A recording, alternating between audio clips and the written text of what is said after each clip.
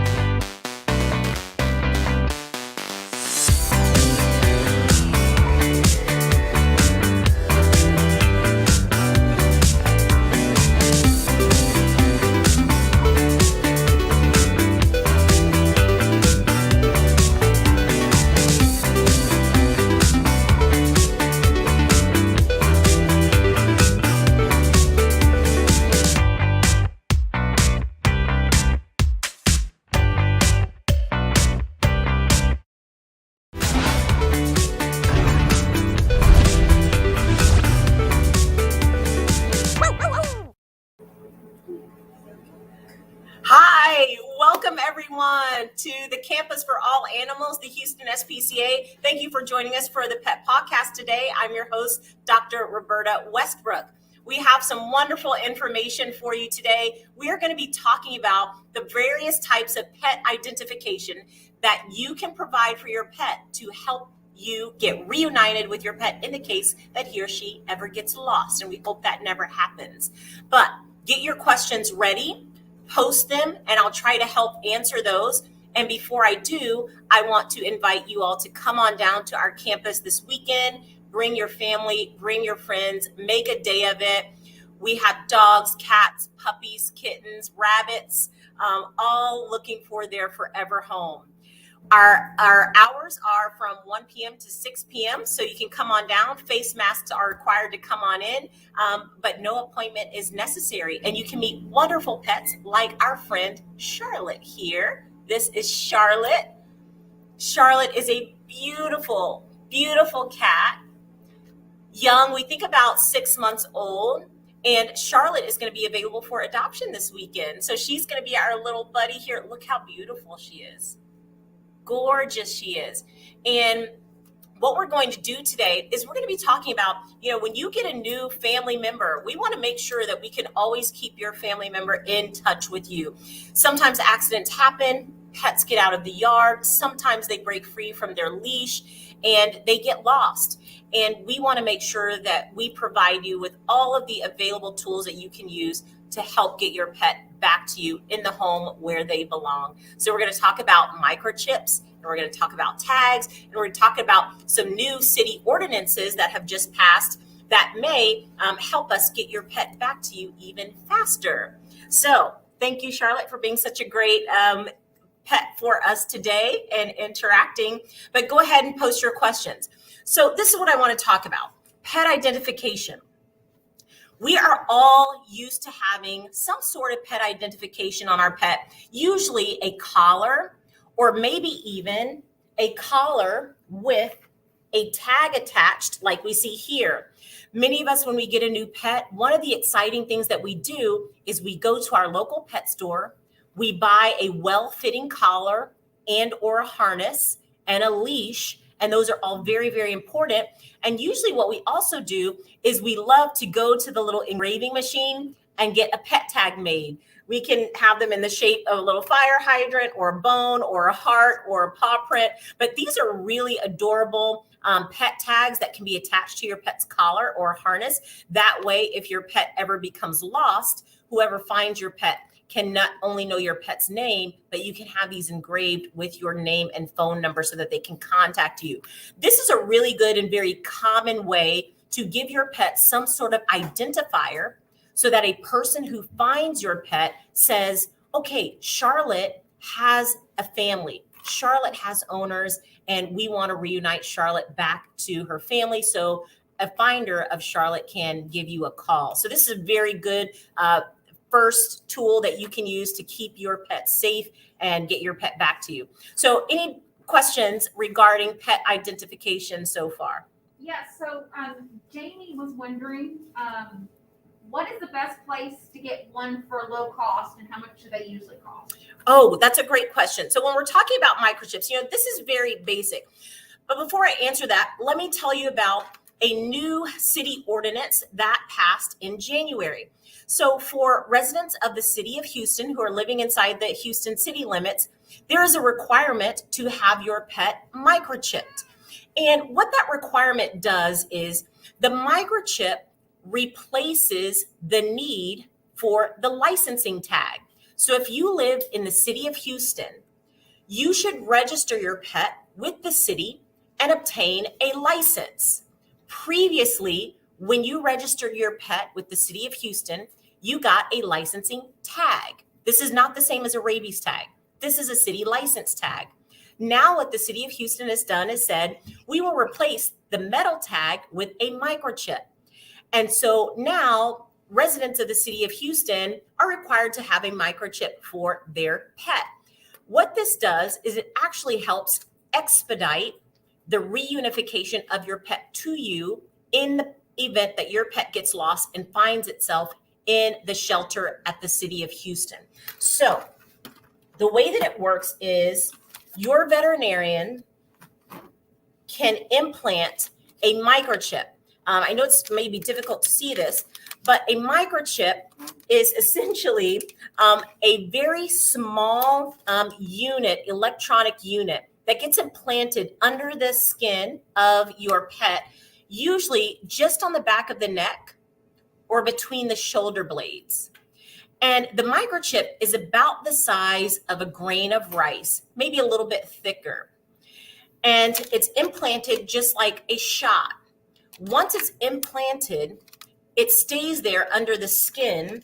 And now, whenever your pet gets lost and your pet winds up in the hands of a Good Samaritan who finds him, or at a veterinary hospital, or at an animal shelter, that organization or that hospital can use a universal microchip scanner, just like you see here. This is a universal microchip scanner, and this can be scanned all over the pet, just like we see here. And if your pet has a microchip, the microchip number will come up on the scanning screen. We can use that number to call the microchip company and trace your information and get your pet back to you.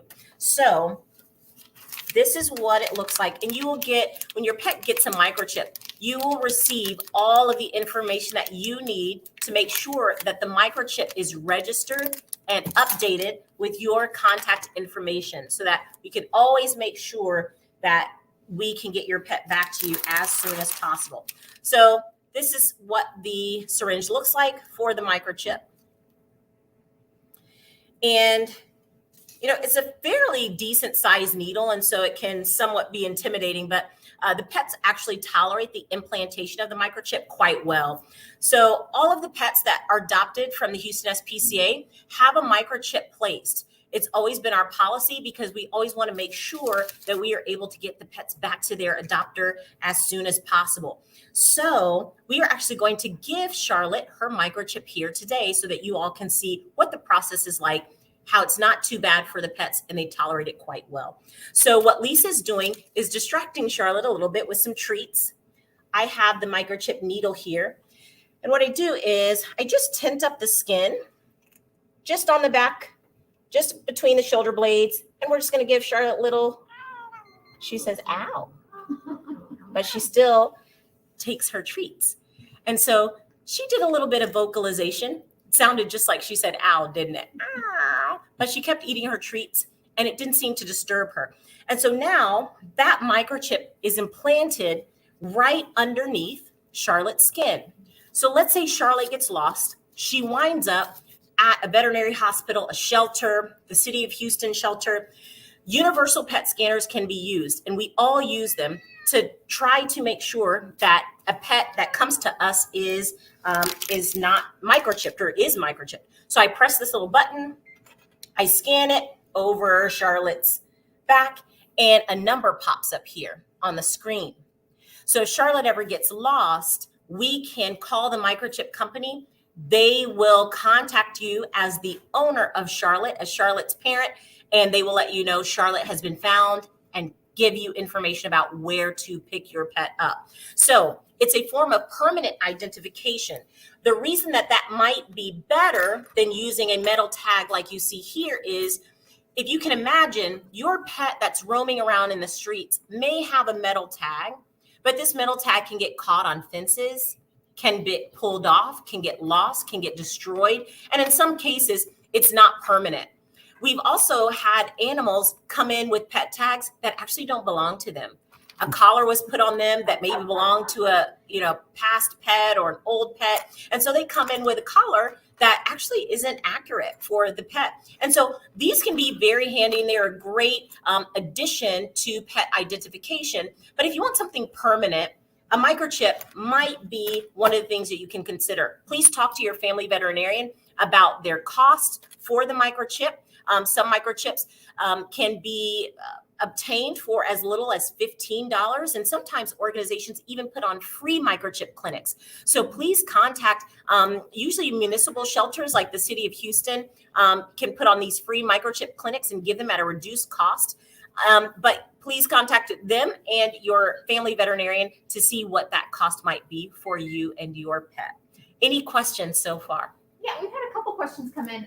Kristen wants to know if there's some alternatives to that tag, because she has an active dog, and boy, it sure likes to ring like a bell constantly. Absolutely. So alternatives for the tag. If you have the tag, again, one of the things that can be somewhat, annoying is the constant dangling of the tag, especially if they're running around the house, or it's 2:00 in the morning and you're asleep and your dog is running around the house and you're hearing this, or they're scratching or something. We know that. Well, just like your car keys or your house keys, you can get these plastic liners to put over the top of the tag, and that can actually protect the tags from clanking against each other and making a lot of noise. So you can purchase these nice little plastic covers for the tag. But there is no alternative to the licensing tag. The alternative is going to be the microchip. So you can look up the city ordinance. It's from Chapter 6, Animals and Fowl, the city ordinance, and it can explain to you all of the new requirements surrounding getting your pet a microchip to help expedite reunification of your pet to you. Another benefit of the microchip, let's say your pet is lost. An animal control field officer that works for the city may find your pet. What they are able to do is they're able to look up your microchip number in their database, because your microchip number will need to still be associated with a city license. So they'll be able to look up your microchip in their database. They'll be able to find your address and phone number, and they'll be able to get your pet back to you before even admitting your pet into the shelter. So in that way, your pet can be reunited with you before it ever comes into the shelter system. And that's what we want. We want to be able to get your pet back to you as soon as possible.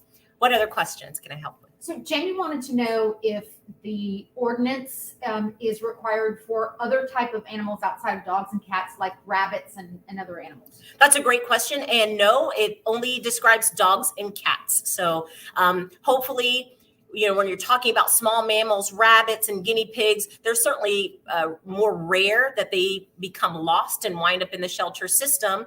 And we rarely have identification, really good identification tools for those animals. But you can talk to your family veterinarian about how to handle that if you're concerned about a small mammal getting lost. So Jack wants to know the microchip. If he loses his pet, would he be able to track his pet himself with the microchip? Is that what it does? Oh, that's a great question too. So it's not a live tracker. So it won't be that you can go onto a website and see where your animal is. But if someone finds your pet and just takes it to any animal welfare organization or veterinary hospital, they'll be able to scan that microchip and get your information from the microchip company relatively quickly. So Kristen wants to know the information that's on the microchip. Is there a way that she can put her own information as opposed to the microchip company? That is a great question. So the microchip is always linked to the company that manufactures it. So what happens is after your pet receives the microchip, either the company who implanted it, so here that would be the Houston SPCA, or if you get this done at your veterinary clinic may do this for you, or you can do it yourself. But the microchip needs to be registered with the manufacturer. We use a company called Home Again Microchips. Every microchip that gets implanted in a pet here at the Houston SPCA is automatically registered with the company called Home Again. So you, as the adopter, don't have to do any registration or reaching out to the company yourself. However, depending on where your pet gets the microchip, the veterinary hospital may register it for you, or they may put that responsibility on you as the pet owner and say, okay, you have to call the microchip company and give your information to the microchip company to make sure that your information is up to date and the microchip is registered with the company. Now, what you also have to do, don't forget this, is not only do you have to register your information with the microchip company, but you also have to call the city of Houston and register the microchip with the city because you want your pet to have a proper license. Your pet still needs to be registered with the city. All the microchip does is replace the licensing tag. So if you've ever got a licensing tag because you've licensed your pet with the city, now you don't need that metal tag. Your pet will have a microchip. You can call the city of Houston, give them your microchip information, and you're all set to go. So Mark wanted to know if he moves, does he need to get a new microchip, or does the microchip say that the pet's 10, 15 years old, they eventually dissolve? Yes. So if you move, it's just important that you call the microchip company and give them your new contact information. It does not require a new microchip itself to be implanted. So the microchip itself will still be active.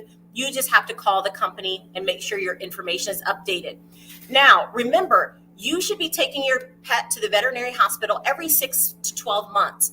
So when your pet goes to the veterinary hospital, it's a great idea if the hospital scans your pet to make sure that it's still active, to make sure that the technology is still working and that microchip can still be picked up with the scanner. So every time you go to the veterinary hospital, ask them to check your pet's microchip and make sure that it's still active. Can it cause any kind of an infection? Is there a possibility? Yeah, it's a great question. So we are giving an injection underneath the skin, and it's not impossible or uncommon for animals to get a local infection or sometimes to bleed from the area. This doesn't have to happen very often, and these are very easily treatable complications to administering microchips. So really not a super common finding, but certainly can happen, just like getting any sort of injection under the skin can potentially cause local irritation and complication. Do you think it's necessary? Marshall wanted to know if she should get her own microchip scanner, or is it just easier to go to the veterinarian? It's certainly easier just to go to the veterinary hospital. It's free, it's no charge, it's really quick. It takes about 5 seconds to scan. And there's really no need for you to have your own microchip scanner. This is usually used in areas where there are a large number of animals coming through, so that every time an animal comes to us, we scan them to make sure that they have or do not have to check for a microchip. If they have one, we try to make sure that we trace it and get it back to the original owner as quickly as possible. So you don't necessarily need one of these at home yourself. Any veterinary hospital or animal welfare organization will have plenty. Kind of wanted to know, he gets quite a few strays. And where is the best, the fastest way to have that, to see if there's a microchip? Yes, if you are maybe rescuing a lot of stray pets, hopefully you have a relationship again with a local veterinarian or veterinary hospital who does the medical care for those strays. But any veterinary hospital or animal welfare organization shelter will have a microchip scanner to check that pet for a microchip and try to get it back to the owner if there is one. Now, if if you are not able to get that animal to a veterinary hospital, calling animal control, they carry these in their vehicles. So animal control officers and field officers, even our ambulance drivers here at the Houston SPCA who are out rescuing animals, throughout the day and the night, they have these in their vehicles so that when they encounter an injured or ill animal, one of the very first things that they will do is scan that pet for a microchip and try to see if there's an owner attached to this pet so that we can start that contact process right away. How large is a microchip? A microchip is very small. It's probably just wider than a grain of rice. I will show you. I know it's kind of hard to see here. It's about, if you can see this, you may not be able to see this, but there is a little clear plastic. I'll try to get it close up. There's a little clear plastic plunger in there that fits just inside the needle. And it's about that size. I know it's hard to see, but it's about as wide and as long as you see just there at the tip of the needle. So about the size of a grain of rice, maybe a little bit wider. So it's quite small. It can also be found on radiographs or x-rays. So if your pet ever has x-rays, the microchip will be identified there. And we can even make sure that it's in the appropriate place, that it's not migrating through the skin anywhere. And it's very effective. We have one last question. Say a resident finds a pet, can they contact us, that person directly, or do they need to go through home again? That's a wonderful question. So let's say you find a pet and you take the pet to a veterinary hospital or clinic and they scan the pet. The pet has a microchip. We call the microchip company. The microchip company will contact the person registered to the chip. So we want to keep your information protected. So your information won't be released to anyone who finds your pet. And we won't be able to get that information, but the microchip company will make that connection. The microchip company will say, we have found your pet. Your pet is at XYZ Animal Hospital. Please go there and get your pet. So I know there's so much that we can talk about related to pet identification. What we wanted to do today is let you know that it's a great idea to not only have some sort of identifier for your pet, because this can help us to reunite your pet sooner. But a permanent way to identify your pet is to get a microchip. And if you're living in the city of Houston, you should know that this microchip is going to replace the licensing tag that you previously got when you registered your pet with the city. So it's good information to have. Now, make your way on down here this weekend. We know it's cold, but you can snuggle up with some of the puppies or kittens that we have. Make sure you guys are staying warm. Keep your pets warm, and come on down and visit us this weekend. So thank you for joining us. We are always happy to give you information. And if you're interested in supporting us and being part of our extended family, please go to HoustonSPCA.org and visit our website to look for adoptable pets, volunteer opportunities, foster opportunities, donation opportunities. There's so much you can do to be a part of us and help further our cause. So thank you again. I'm Dr. Roberta Westbrook. I'll see you next week, and come by and see Charlotte. Bye, Charlotte.